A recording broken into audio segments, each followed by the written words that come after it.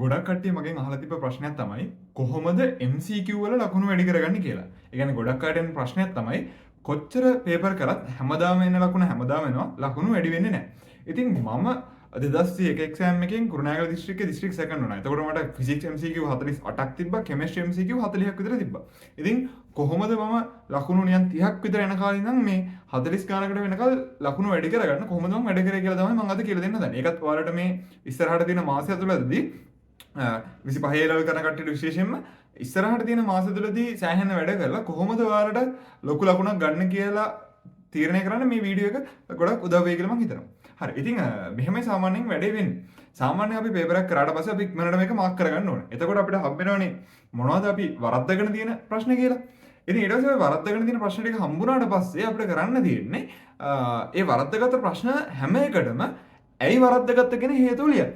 එතකොට දැන් ඔයා නිකන් ලකුණු 25ක විතර මට්ටම කියන ළමෙක් නම් ඔයාට සමහර හේතු තියෙයි මට මේ පාඩම බෑ. ඒ පාඩම බැරි නිසා තමයි මගේ ලකුණු අඩු වෙලා තියෙන්නේ. අර ඒ වගේ ප්‍රශ්න එන්න පුළුවන්. ඔයා 30ක ඉන්න ළමෙක්ට උනත් 35ක ඉන්න ළමෙක්ට උනත් ඔය ප්‍රශ්නේ තියෙන්න පුළුවන්. හිතන්නකෝ මට ඉලෙක්ට්‍රොනික්ස් බෑ. ඒ නිසා තමයි මේ ලකුණු අඩු වෙන්නේ. නැත්තම් මට කෙමිස්ට්‍රි නම් අර කර්මාන්ත රසායනය බැරි නිසා තමයි මේ ලකුණු අඩු වෙලා තියෙන්නේ. අර ඒ වගේ හේතුවක් આવොත් වෙන කරන්න දෙයක් නැහැ. අතරම ඔයාට YouTube වීඩියෝ එකක් බලලා හරි නැත්තම් මොකක් හරි කරලා අර ඒ පාඩමේ ප්‍රශ්න වර්ධනය එක නවතින කල් හරි ඒ පාඩම පුළුවන් කරගන්න වෙනවා. ඊට පස්සේ ඒකේ තියෙන පේසුරු ටික කරලා ඒ ප්‍රශ්න වලට පුරුදු වෙන්න වෙනවා. හැමදාම අහන ප්‍රශ්න ටික බලලා ඒ ප්‍රශ්න වල ෆෝමැට් එක බලලා සෑහෙන ඒ වැඩේ කරගන්න වෙනවා. අනිවාර්යෙන් ඔයාගේ MCQ ලකුණු වැඩි කරගන්න ඕන. ඒ කියන්නේ පාඩමක් බැරුව ලකුණු අඩු වෙනවා නම් අපිට වෙන කරන්න දෙයක් නැහැනේ. අනිවාර්යෙන් පාඩම පුළුවන් කරගන්න වෙනවා. හරි. ඕක හැමෝටම තේරෙන්න දෙන්නේ. හැබැයි ඉතුරු ටික සාමාන්‍යයෙන් හැම පාඩමම පුළුවන් වෙලත් හැම MCQ එකකම ලකුණු 15ක් විතර අඩු වෙනවා. නිකන් 35ක් විතර තමයි හැම වෙලේම වෙන්නේ. සාමාන්‍යයෙන් ගොඩක් අයට තියෙන ප්‍රශ්නයක් ඕක. හරි. ඕක හදාගන්න ඇත්තටම මට මතක් කරා අපේ සර් කෙනෙක්. ඒ කියන්නේ මේ මගේ ෆිසික්ස් උගන්වපු සර් ඉස්කෝලේ එයා කියලා දුන්න ක්‍රමයක් තමයි ඔක. කියන්නේ හැම ප්‍රශ්නෙම වැරදුනාට පස්සේ ඇයි වැරදුනේ කියලා ලියන්න. මේක මේ නිකන් මේ කැලස් මිස්ටේක් කියන්නේ ඊළඟ පාර මේක හරියයි. එහෙම නෙමෙයි. වැරදුනා නම් ඇයි වැරදුනේ කියලා හරියටම පොයින්ට් වයිස් ලියන්න. ඒ කියන්නේ හිතන්නකෝ ඉතරේ අංකේ ඉලක්කමයි පටලවලා. හරි නැත්තම් වැරදි නිවැරදි පැටලිලා කියවපු ගමන් අන්න මේක හරිනේ කියලා බලද්දි ගහලා බලද්දි හැබැයි අහලා තියෙන්නේ වැරදි ඒවා. ඒ වගේ. ඊට පස්සේ නැත්තම් ඒකක ගැන හිතුවේ නෑ මම. ඔකේ එක එක ප්‍රශ්න තියෙනවනේ දැන් මට තිබ්බ ප්‍රශ්න කිව්ව තමයි මම කිව්වේ. සාමාන්‍යයෙන් තව එකක් තියෙනවා උත්තරේ මම හරියට කොලේ හදලා හැබැයි ගහද්දි වැරදියට ගහලා. ඒ වගේ. ඊට පස්සේ නැත්තම් අහලා තියෙන්නේ හානි වූ ශක්තිය මම හොයලා තියෙන ඉතුරු වෙලා තියෙන ශක්තිය. කියන අහලා තියෙන එක නෙමෙයි මම ගහලා තියෙන්නේ. ඒ වගේ විවිධ ප්‍රශ්න ඔයාලට එන්න පුළුවන්නේ. රතු පෑනක් කරගෙන පැහැදිලිව ලියන්න මොකද්ද ඔයාලට ප්‍රශ්නේ කියලා. පැහැදිලිව ලිව්වට පස්සේ ඔයාලට ලොකු අදහසක් එනවනේ මොනවටද මම වරද්ද ගන්න කියලා. ඒ කියන්නේ ඔයා සාමාන්‍යයෙන් අහන දෙයට නෙවෙයි උත්තර ලියන කෙනෙක්ද? නැත්නම් ඔයා සාමාන්‍යයෙන් උත්තරේ හරියට හදලා වැරදියට ගහන කෙනෙක්ද? ඒ වගේ අර තමන් කරන පොඩි පොඩි මිස්ටේක්ස් තමන්ට අහු වෙනවා.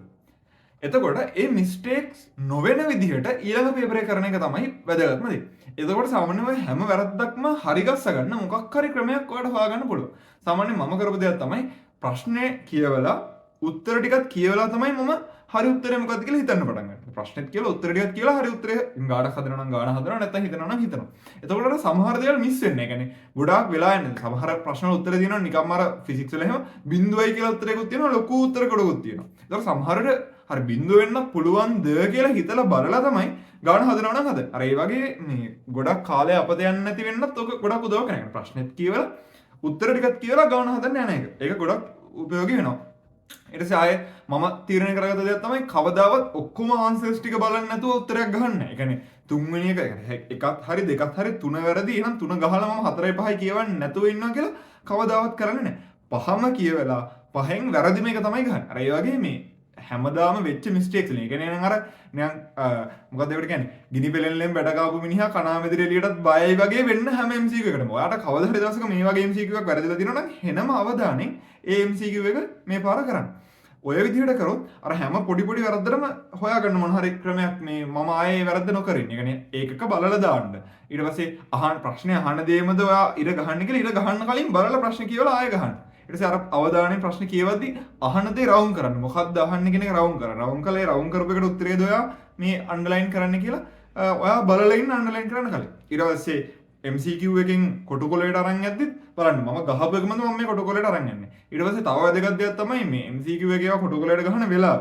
ඒක ඉතින් ඔයාලට පුළුවන් ප්‍රශ්නෙන් 10ක් 10ට ගහන්න 5න් 5ට ගහන්න ප්‍රශ්නෙන් ප්‍රශ්නට ගහන්න පුළුවන් මම නම් ප්‍රශ්නෙන් ප්‍රශ්නට ගහන්නේ නැහැ මම සාමාන්‍යයෙන් කරේ ප්‍රශ්න 10ක් විතර කරනවා ඒ 10 ගහනවා ආයෙ 10ක් කරනවා ඒ 10 ගහනවා එහෙම තමයි මම නම් කරේ ඉතින් ඒ වගේ ඔයාලට එක එක ක්‍රම පාවිච්චි කරන්න පුළුවන් ඉතින් ඔය විදිහට ඔය ටික පාවිච්චි කරලා ඔයාගේ MCQ ලකුණු ටික මේ සතිය වැඩ කරගන්න මේ සතියේ මේ මාසෙ විතර වැඩි කරගන්න ඉතින් මේ මාස ඇතුළත මම වුණා නම් මම කොහොමද වැඩ කරන්නේ කියලා වීඩියෝ එකකුත් මම කරා ඒකත් මම දාන්නම් කාඩ් එකක් විතර හරි ඩිස්ක්‍රිප්ෂන් එකේ හරි දාන්න ඒකත් බලන්න ඒ වගේ දේවලුත් බලන්න මගේ channel එකේ ආයෙ පාඩම් කරන එක ගැන ඕගනික් කෙමිස්ට්‍රි හදා ගන්න එක ගැන ඊට පස්සේ ෆිසික්ස් වල වැඩ කරන්නේ කොහොමද කෙමිස්ට්‍රි වල වැඩ කරන්නේ කොහොමද මැත්ස් වල වැඩ කරන්නේ කොහොමද වගේ වැදගත් වීඩියෝස් තියෙනවා ඉතින් එක්සෑම් එකට ලියන්න ඉන්න ඔයාලටත් වැදගත් වෙයි ඔය සමහර වීඩියෝස් ඔයාලත් ගිහලා බලන්න ඒ වගේම එක්සෑම් එකට පස්සේ කැම්පස් එකේ දේවල් ඔය ඔක්කොම දේවල් මගේ channel එකෙත් කියනවා ඉතින් ඒ නිසා මේ ඔයාලා කැමති නම් channel එක subscribe කරන්න. ඒ වගේම මේ වීඩියෝ එක like එකකුත් දාගෙන යන්න. එහෙනම් මම හිතනවා මේ මම කියපු දේවල් වලින් ඔයාගේ MCQ ලකුණු වැඩි කරගන්න ලොකු උදව්වක් වෙන්නේ නැති කියලා.